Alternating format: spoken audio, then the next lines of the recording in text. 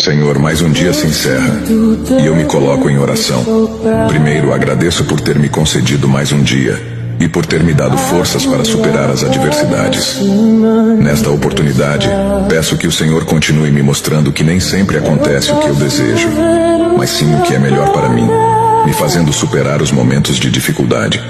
Que prevaleça em mim a tua luz, o teu brilho, o teu Espírito Santo. Senhor, não permita que ninguém roube minha essência, anule minha vontade ou bloqueie minha fé. Que eu esteja sempre atento à tua voz, evitando me dispersar pelo caminho e pensar que o Senhor não se comunica mais comigo.